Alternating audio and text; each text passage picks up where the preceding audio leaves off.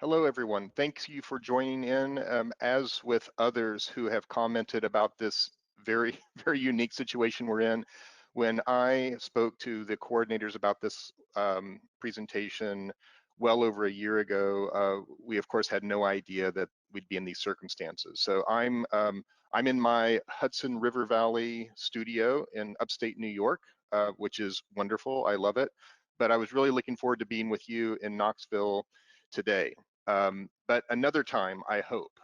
Truly, I welcome invitations in the future where we can meet face to face. I guess given the circumstances, we should be feel very fortunate that we have technology to aid us in this manner. Um, so thank you for inviting me, and also a special shout out to Carrie Walker. I don't know if you're watching, Carrie, but Carrie was a student at Parsons, and I know is working or has worked at Cisco, and I think she was the tie to bring me here. So I hope you're well, Carrie, and look forward to seeing you in the near future. So I'm going to jump into my presentation, and I will rely on others to chime in if for some reason it's not showing, and if there should be some technical glitch on your end. And I'm going to try to adjust my schedule a bit too, so that we can conclude well before 1 o'clock and have time for Q&A. So based upon, or I should say in parallel to Diana's introduction, what I've put together today is not a how-to lecture on lighting design. What I'm going to do is present my work, aspects of my work, my artwork, lighting design, and product design, lighting product design, all of which surround my primary interests of human perception and human experience. And the thought behind this is that we all, during regular times or extraordinary times, need to consider periodically, while we're working in the day-to-day grind and solving problems and so on, what are the true motivations behind what we do? So why do we do what we do? So I hope that this will provoke some interest in your thought about the subject of light, but more broadly, human experience and what that means. Also, to give you a little more background on myself, I grew up in the Midwest. I'm in New York right now, and I came here because of the academic position at Parsons. But I'm a farm kid from Missouri ultimately, and that has been an aspect of my life that I reflect upon on a regular basis. And I imagine many of you in the creative community, wherever you may be in Knoxville or otherwise, can reflect on these kinds of parallel experiences or your own unique experiences. And one thing that I have learned over the years in my practice is, especially working in the Midwest and working on more modest projects, is how to transcend the ordinary into the extraordinary. And again, thinking about that in relationship to human experience and ultimately the inhabitants that occupy the spaces that we design. So I've put together a few initial slides to give some introduction to some of the references and resources that I look at on a regular basis. There's a lot of information in science, psychology, anthropology, and so on. And I have a bibliography at the end of this slide presentation, and I've given that to Dale as well for distribution if you should be interested.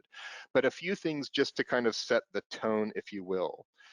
First of all, our bodies are physical things that exist in space. They house all of our sense organisms and communicate basically about the outside world to our psyche.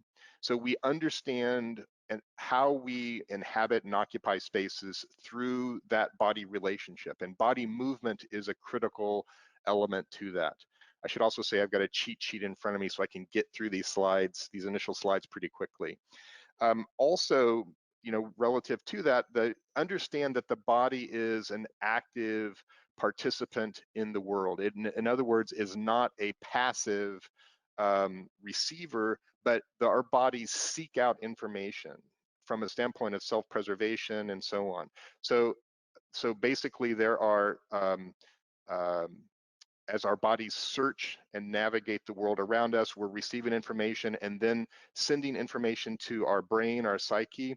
And that psyche is processing that information and looking for familiar or historical references to those experiences in our memory. So understand that the psyche is processing new information and then reviewing historical experiences to understand like affiliations and relationships. And I've got a few videos that I've embedded in the presentation as well. This happens to be a video in my studio that I took one early morning this summer. Um, and the summary here is that we have daily experiences, and we have many of us parallel objective experiences in the world. And through a reductive process and understanding of the phenomenal dynamics of our space, we grow to understand the geography of the spaces that we occupy, in essence. And we should understand ourselves as participants within those environments. And I think this is a really important thing to understand as effectively the creative community that designs and forms, gives life to the constructed environments that we occupy, whether you're an architect, an engineer, a designer, a salesperson, and so on. We're all involved in the construction and design industry in various ways. And so we frame the context of how people experience the world within an interior built landscape urban environment. So giving consideration to how the inhabitant senses and experiences those spaces, because they're ultimately our clients, and we're designing for them. So in other words, it's not just an intellectualized process, but it's a real sensorial experience that makes the world tangible. And these are the factors that I think we need to give consideration to. Paul Rodaway wrote a book called Sensuous Geographies that's been very seminal in my thinking over the years. And just to outline very quickly a few of the primary aspects of the body and how we experience space. First of all, we have orientation to our body. So understand the physical geometry of our bodies. We have a front, we have a back, top, right, left, and so on. Through our body movements and the proportions of our body, through the stride when we walk and so on, we understand measure, a sense of space and distance proximity. Movement is really critical to that. And then understand that the senses work in an integral fashion as a coherent system in communication with the brain, but also in validation and reassurance with, with the other senses. So for example, I have a concrete floor in my studio. As I walk across the concrete floor, it's level, it's flat, it's hard. I feel that certainly in my feet, but through my legs and through my body. If I tap on that concrete floor, there's an acoustical resonance that also reaffirms to me the type of surface that is. So I have an audible input and a physical tactile input through my body to understand that this is a flat, level, hard surface. So that's just an example of how our bodies understand these kinds of environments. And then also there are different kinds of environments beyond the kind of including the natural environment and the constructed environment. So these are the physical environments that we occupy. So looking at the relationship between human-made and natural organic environments, I think is really critical. But then there are these social domains also that interact within both natural and constructed environments, and then in between as well. So we understand the environments through these different forms of inhabitation. So I'm going to jump into a series of projects, and I'm going to try to illuminate these aspects that I'm introducing here with the work that I'm showing you. This happens to be an art project that I worked on in Kansas City, and the art element, if you will, is the glass panel on the side of the bridge. But more specifically, the interest here was not to make a thing, an object that you look at, but to create a unique experience, especially given the racial charge of this area of Kansas City. It's this Troost Avenue, this street is really known as the kind of an unfortunate identity of this racial dividing line between the Black and the white communities. So in order to make something symbolic and also experiential, we worked with the bridge engineers to develop these glass panels on these guardrails. So if you look at the section drawing on the left, you'll see, first of all, from an experiential standpoint, there's a pedestrian zone that's separated by a concrete barrier from the vehicular zone, which was super important from the standpoint that we wanted the view and the gaze to move toward the glass panel. And you'll see from the physical structuring and organization of a concrete floor, a concrete wall, as a counterpoint to the glass railing, there's a very different situation that stands out. So as a result of that disparity, that disjuncture of material, and very clean and very specific detailing, then it's very easy for then the inhabitant to recognize a unique situation. So it might be subconscious, but as they move across the bridge, they see a reflection of themselves, they see a reflection of the city behind them, and then obviously it's transparent glass, you see through the glass. So you see yourself, an image of yourself in the city, in this reflected condition, basically. So you see yourself watching the city, and you see yourself as a participant in the city. And then, of course, when you're looking to, in this case, to the east, you see the reflection of the city in the west. So then it conflates basically this kind of divided sections of the city itself. And there's a daytime and a nighttime experience to this.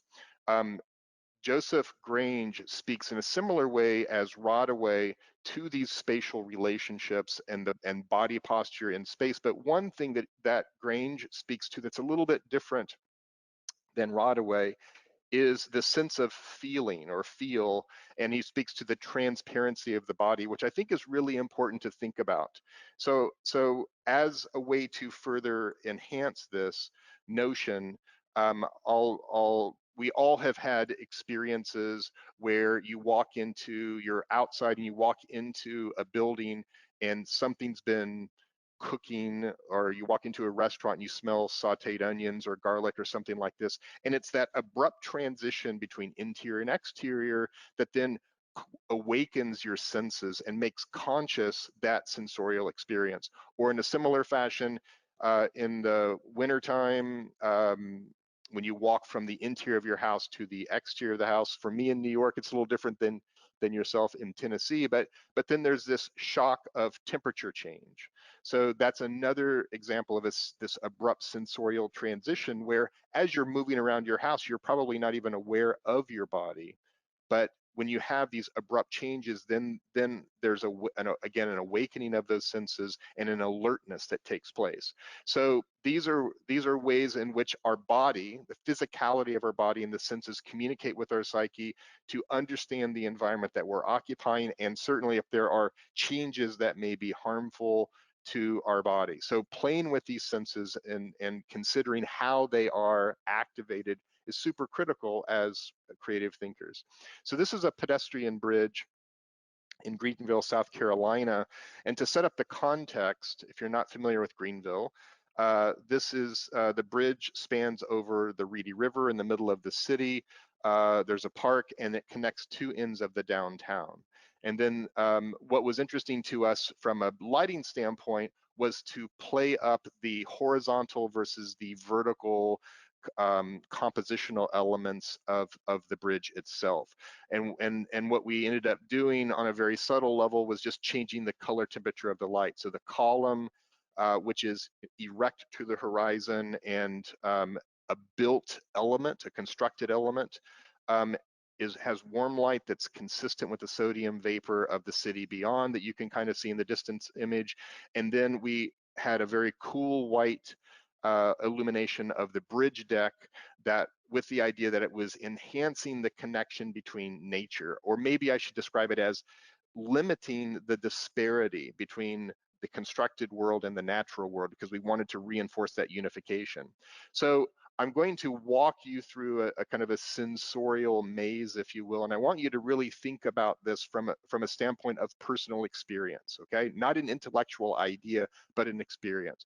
So consider yourself walking down the street of a downtown urban area. So you hear people talking, you hear cars, you hear activity with the businesses and so on. So your body understands that kind of condition.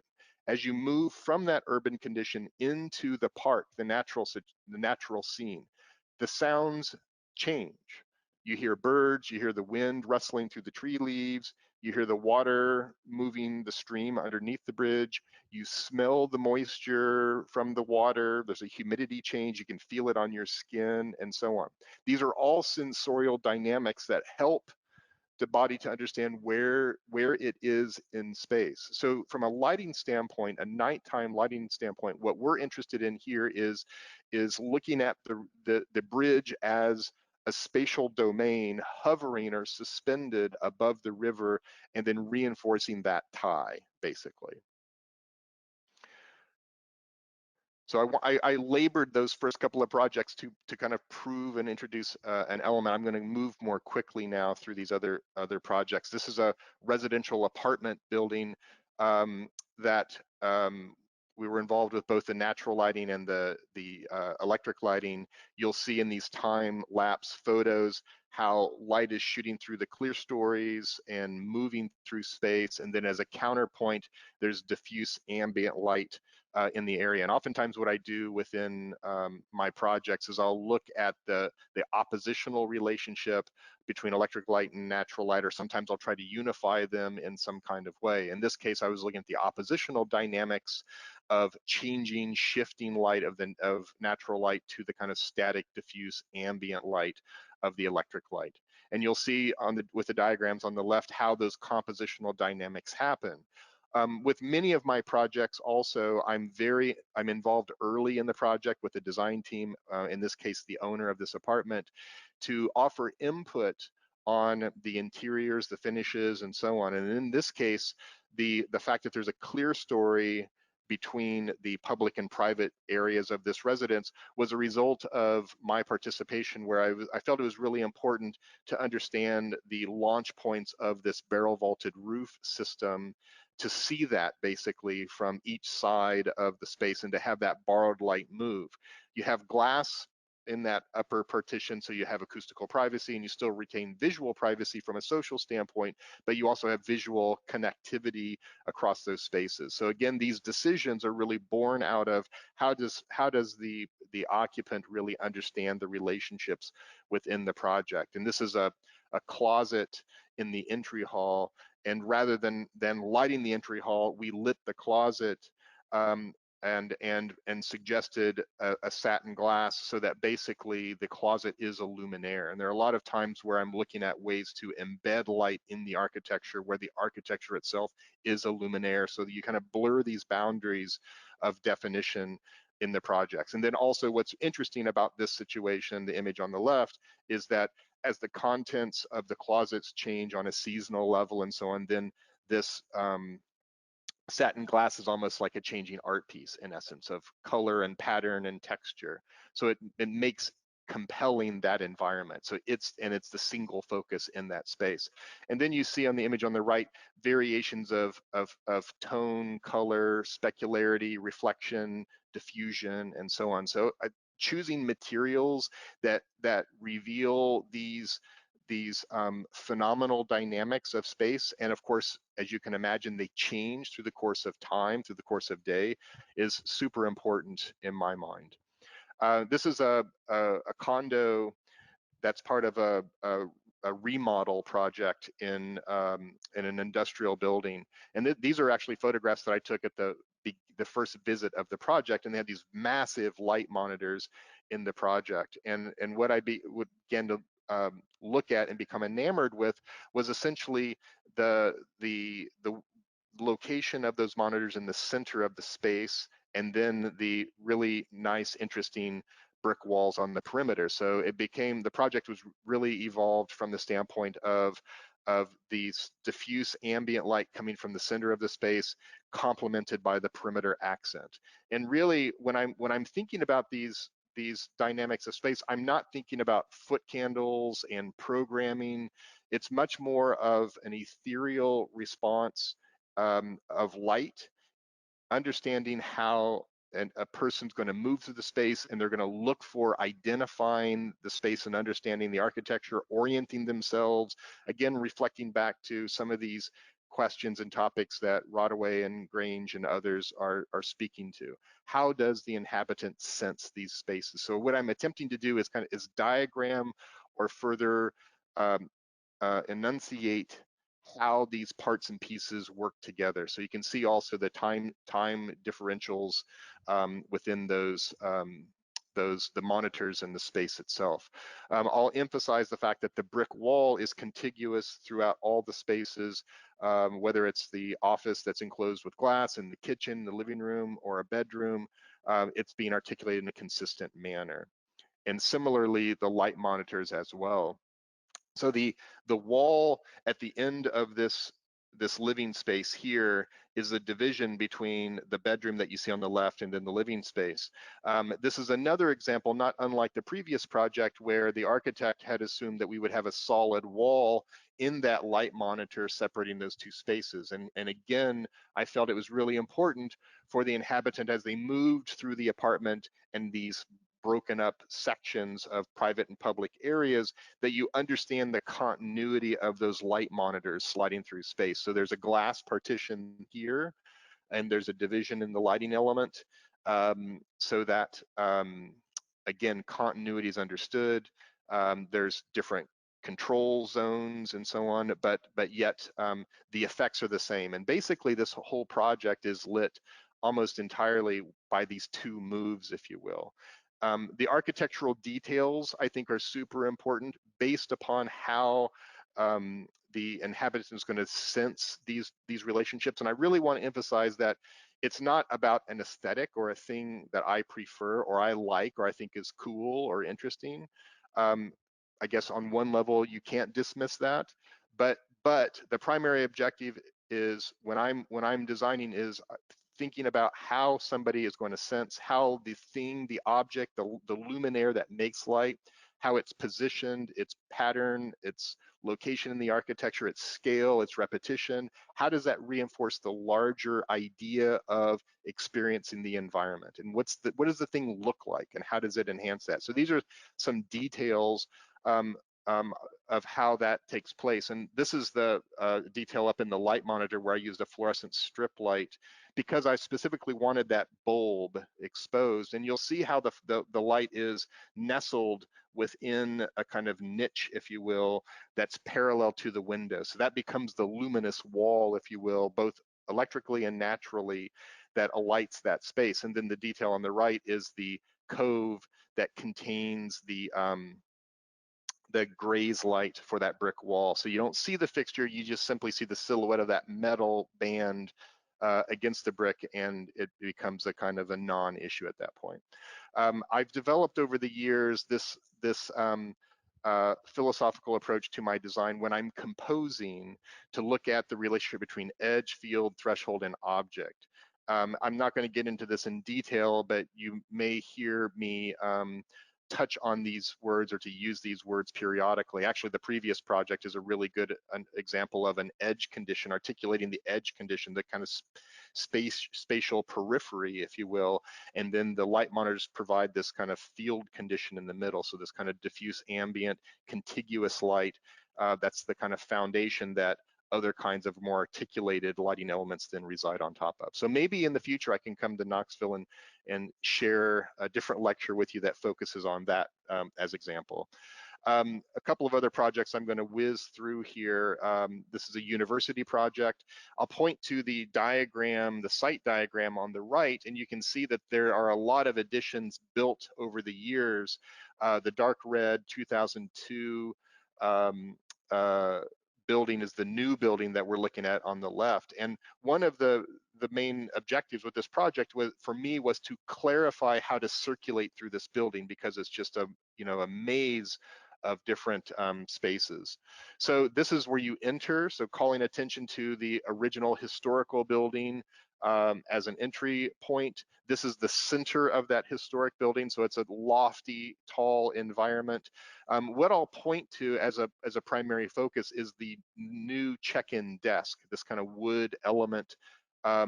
So it's important to call attention to it as a thing in space. So it's an object, and an object isn't necessarily or only a light fixture, but it can be an architectural component as well.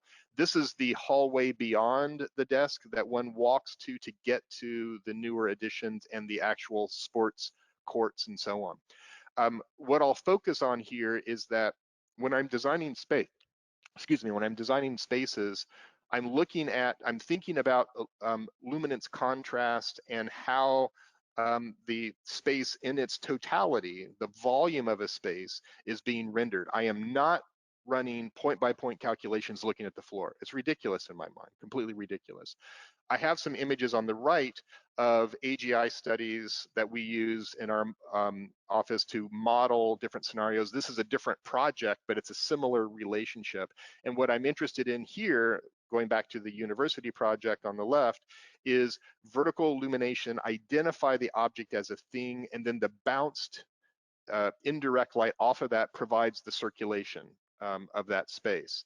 And then you pass through the stone wall of the original historic building, and then you're in this threshold. So you see the dark floor and the dark ceiling. You'll note that from a compositional standpoint, there are no light fixtures in that ceiling by design.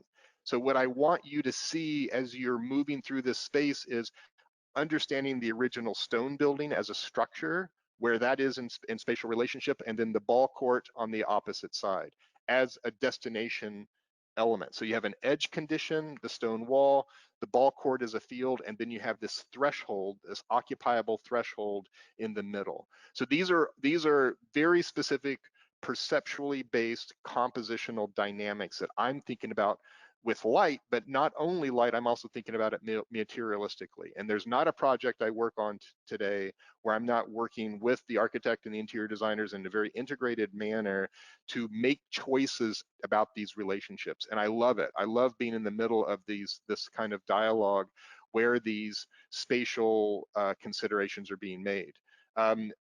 Again, I'm looking at this from the standpoint of how the inhabitant is going to experience this space. So again, you see edge conditions, these red walls, these transition spaces, activity zones are very well lit, but there's always a very strong visual focus with intention behind it.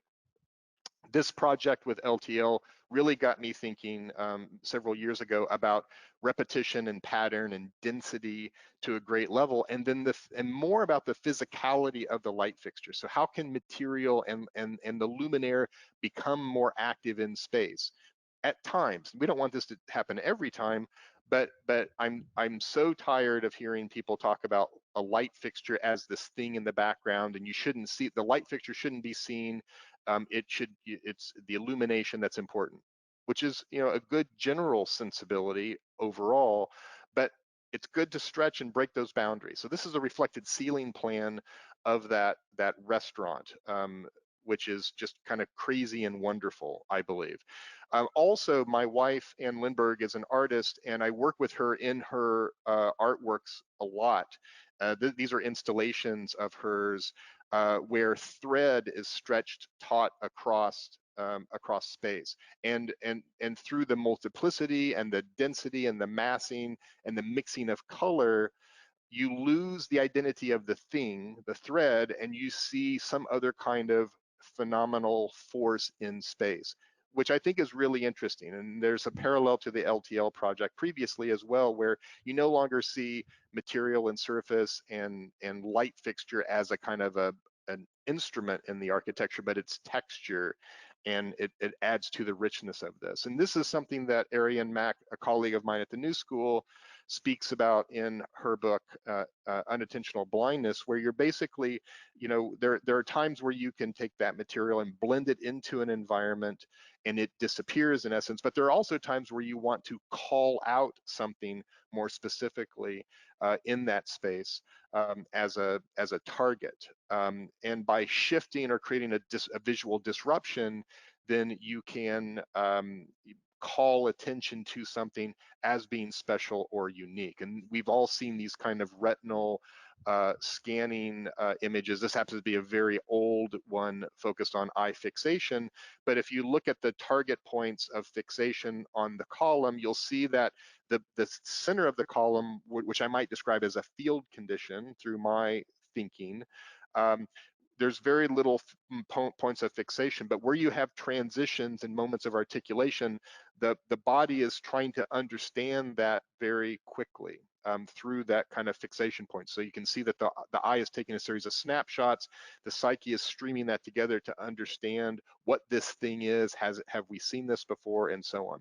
So I've given a lot of thought to these kinds of notions in my projects. So I'm going to show you a few product designs, and I'm going to wrap up here pretty quickly. This is a residential project where I was asked to design a chandelier over the island. The image, the rendering on the left is from the architect originally. And when I saw the rendering and was offered the opportunity to design something, I thought, well, you know, there's all of this kind of blocky, weighted architecture.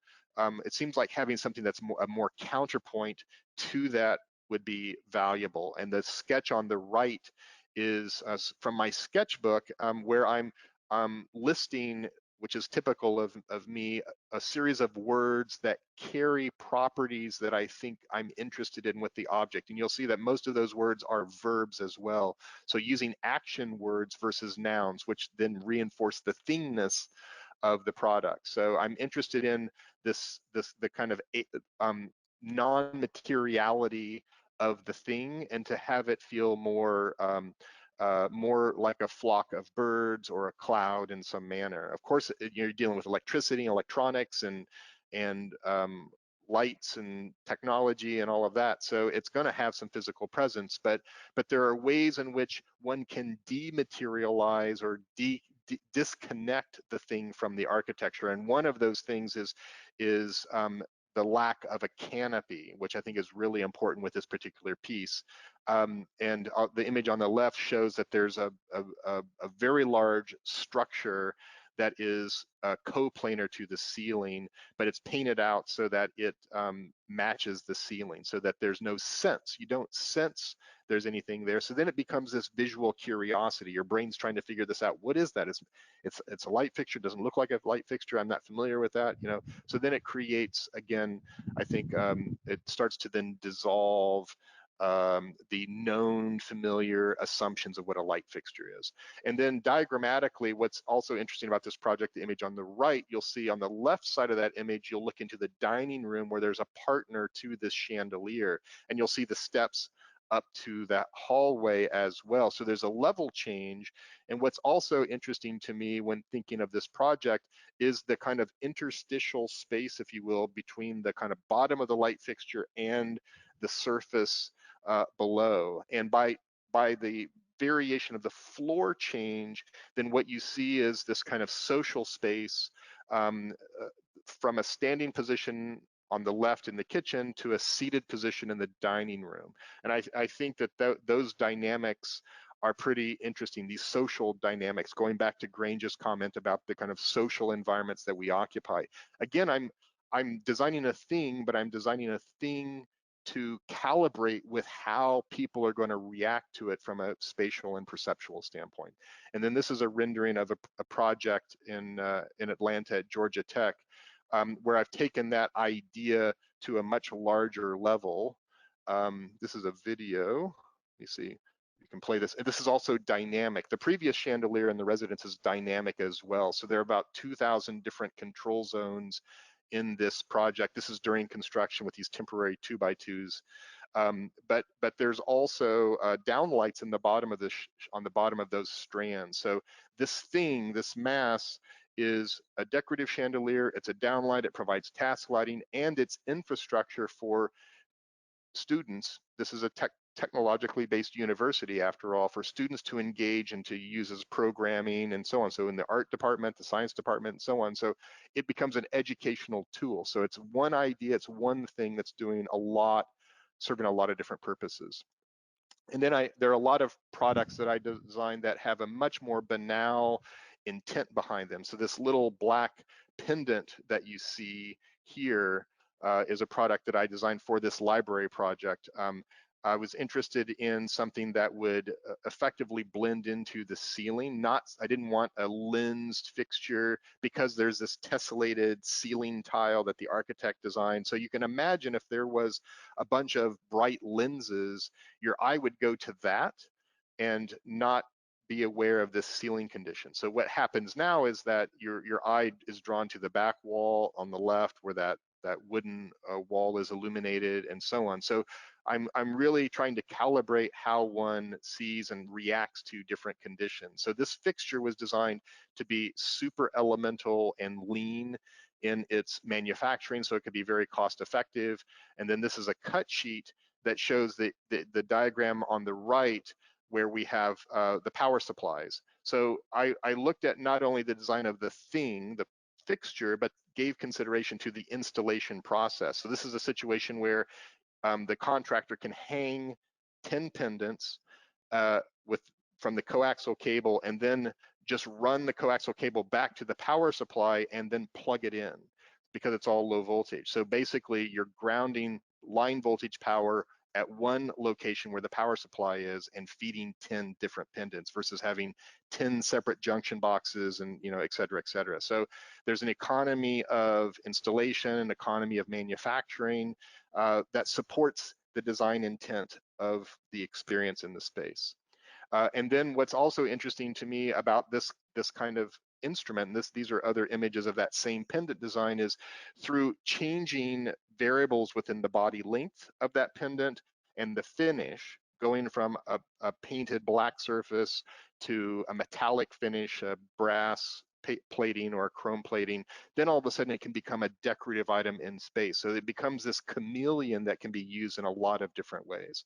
And then finally, the final project I'm going to show you is a project I did many years ago. This is with Eldorado Architects. I've shown a couple of other projects with Eldorado. I know that Josh Sheldon is a alumnus of the University of Tennessee and presented last year, I believe, within your AIA chapter. Josh and others at Eldorado are great friends, and our companies grew up together in Kansas City. We've been working together for 20 years, and this is a very old project that we did to really speak to the importance of and value of quality design in a myriad of different project types, and especially given the circumstances that we're in socially right now with the protests and racial divisions in our society. I think it's important to give some careful thought to this. So this is a self-storage facility in a blighted area of Topeka, Kansas. If you look at it on paper, it sounds like a horrible project, but through careful and conscientious design decisions, it was really quite a beautiful project. And from a lighting standpoint, again, economy is critically important. So being a lighting designer, engaging a lighting designer or a lighting specialist doesn't have to be an expensive proposition. So in this particular case, we used 3 different fluorescent light fixtures at the time. For this project, and 1 light bulb, a 4-foot T8 bulb. So maintenance is super simple. We're using ubiquitous everyday materials, but if you look at the section on the left, there's a light fixture mounted at this garage door. You'll see a light fixture on top of the wall that's providing indirect interior illumination, and then also that bounce light that's penetrating through the translucent wall is lighting the parking lot, and then the downlight in front of the garage is creating this graphic facade, animating the facade. It's also lighting the loading dock and the parking garage, and then you throw up the garage door, and then it illuminates the interior. So you've got one fixture that's solving 3 problems. That's smart economy. Smart design and economy of design, I believe. And then these are some of the interior views. This is another example where I coordinated with the architects to make sure that all the mechanical systems were routed through the walls so that they didn't break up the space and so on. So, and then this is a before and after. There was this nasty strip mall there previously, and then the image on the right is the project when it was completed. So again, I think it's important that we give consideration to the motivations behind what we do. And in closing, I'll land on this slide and quote that really speaks to phenomenology in architecture as a driving force and a motivator for what we do. Hopefully this all gives you pause and thought relative to your work and how you consider light, but not just light, form making, spatial definition in your architecture, and then the implications of what we do. So our work has consequences. So we need to give consideration to how we do what we do, why we do it, and the meaning behind it as well. So with that, I'm going to step out of this, and I think there's a video that I would like to have queued up as a background. It's a video I took inside of my house that shows the some phenomenal dynamics in space. And then we're right at time, I know, to wrap up, but I'm happy to take questions if others have questions and if it's still appropriate to address those. Hey, Derek, wonderful presentation. That was really amazing. And we do have a few questions. Is it okay if we do them while your video is playing? I'm happy to. Yes, please, Okay, perfect. please. And actually, it would be great if you could just expand the video. Goodness knows you don't need to look at me. Okay, very good. Well, you know, your presentation just reminds, I think, all of us how important thoughtfully designed spaces are versus engineered spaces that are filled evenly with light. And I personally always appreciate those reminders. Okay, question here. Great presentation. You mentioned working closely with architects and interior designers. It clearly shows. When do you typically get involved in the project, and are you often involved with client presentations? Well, getting engaged early in the projects is always ideal. It doesn't always happen. Then projects are complicated and so on. But I would say at least in the schematic design phase, you know, oftentimes when the project has some bones to it, and there's some context then to have dialogue about. But I also will say I have some architectural clients that pull me into projects just to offer critique of concepts. And we're not even talking about light. We'll talk about spatial sequences, kind of finishes, some orientation of buildings, and so on. So I think those kinds of opportunities to communicate and share are really rich. Different lighting designers are going to have different perspectives on that. So getting involved early is important. And I'm sorry, there was another aspect, Diana, to the question that I just blanked on. Oh, if you are involved with client presentations. Yeah, it depends. You know, I'm, you know, sometimes not at all. I'm happy to, you know, be involved with that. Sometimes I help just to develop content or ideas and kind of the organization of the content for the presentations, so that others can convey appropriately what the, you know, what the design intent is. Okay, very good. So during this collaboration, that is obviously very important and most successfully done in person, with COVID-19 creating questions of if we need office space or in-person meetings at all, how do you anticipate navigating collaboration in a post-COVID world? Boy, that's such a good question. I don't think any of us know that right now. And we're, you know, on a related level, we're addressing this at Parsons, you know, from an academic standpoint, where community and gathering, like with design collaboration, has been a real integral aspect of our work and our sharing of ideas and information. You know, maybe it's my generation, but I don't think that we will get or eliminate soon the notion of being together in that direct contact. I hope not. But I will say technology allows us to be present, in a fairly well done simulated context. So again, we're 10 years ago, 15 years ago, we wouldn't have this option if the pandemic would have hit. So we'd be really isolated in that situation. But I have to say, as a sub-consultant, as a lighting consultant on my architectural projects, I'm in a very rural area in upstate New York, and I'm working on projects literally all over the world. And I'm got my headset on, I'm sitting at my desk, looking out across, a pastoral scene, and, working in Saudi Arabia or in San Francisco or, Denver. So it can happen, and happen successfully, I believe. That's great. Thank you. Okay, your projects talk about light as an initiator of action. Do you think shadow can play this role, or do you think we are just naturally drawn to light? It's such a good question and an articulation, and I'm probably a little deaf myself from the standpoint of being a lighting designer and always talking about light. But shadow has to exist in order to recognize light. Otherwise, you don't. Because we see through contrast. If there's no articulation or shadow or darkness, then you don't appreciate brilliance. So um, uh, when I'm designing, whether it's artwork or architectural applications, I'm thinking about contrast ratios and darkness in relationship to light.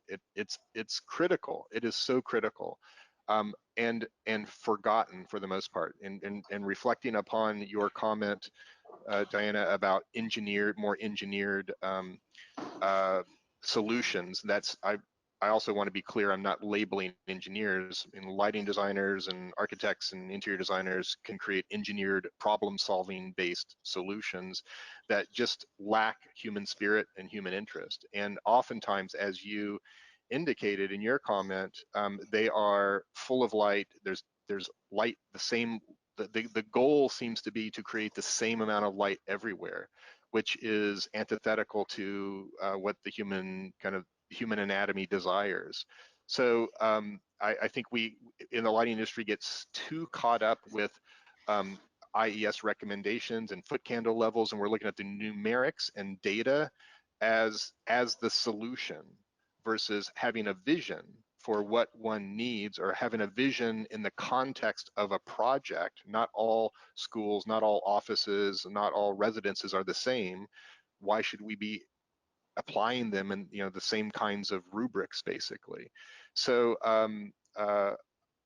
we need to be independent thinkers in this manner, and give consideration to how light, shadow, contrast can be present appropriately so within the context of a project. Great answer. Thank you. Um, I had a question for you in regard to daylighting versus electric lighting.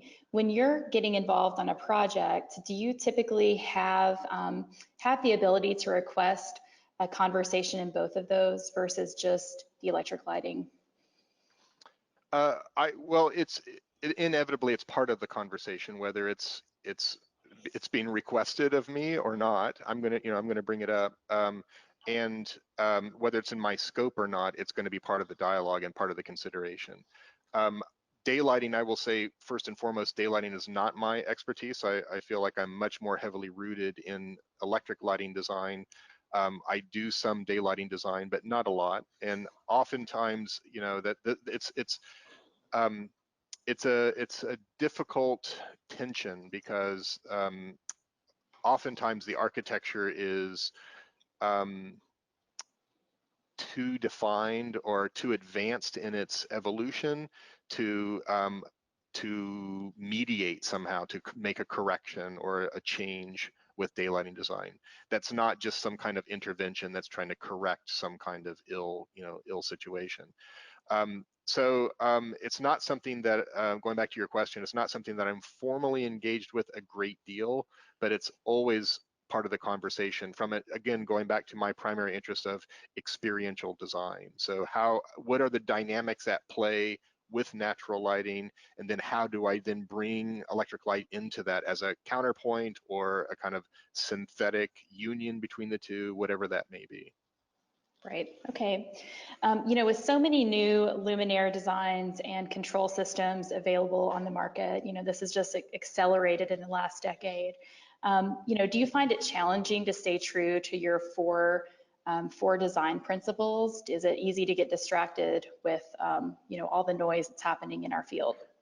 No, I find it dizzying, the how products are changing, and evolving, and how the technology itself is just changing rapidly. Although it seems to be settling down the last couple of years, it seems to progress and advancement seems to be a little less quick, thankfully. Um, but they ultimately they're just, for me at least, they're still just tools that get to some bigger ambition. So uh, I curate those tools, and I have a very small toolbox, frankly, and there's a lot of product out there that has whiz bang stuff that I'm just not interested in. It doesn't um, it, it doesn't advance my focus. And I'm not distracted by it because I don't consider it. It's like, if I'm on a diet, I don't walk down certain aisles in the grocery store, right? I'm not interested in that. So I'm not distracted by it if I don't engage it. I think I'll use the last project, Flex Systems, as an example. You can use very economical, banal products and do interesting work. And I tend to be more low tech in my solutions. Typically, although I have to say, with the advancements of LEDs, I've engaged technology in ways that I never did prior to solid state software advancement. So technology is becoming more, it's more at play in our world. So I'm trying to engage it more to understand it and to think about how to apply it thoughtfully. But it's not, my work is not about technology. I deploy tools to evolve the ideas, for projects. Very good. Have you had success working with lighting companies for custom fixtures or unique applications for existing products? Yes, I do it all the time. I'm developing. Well, I have several commercial products out on the market. I'm developing custom fixtures all the time for projects, or custom modifications. It's something that that interests me. I'm not interested in my practice to simply specify a troffer or some linear pendant or whatever. I do that at, with certain projects, but to do that day in and day out and just repeat the process is a complete bore to me. So I will oftentimes, like with the Georgia Tech project, with that chandelier, that was not in the scope of the project. It wasn't in the budget. It wasn't in my scope of services.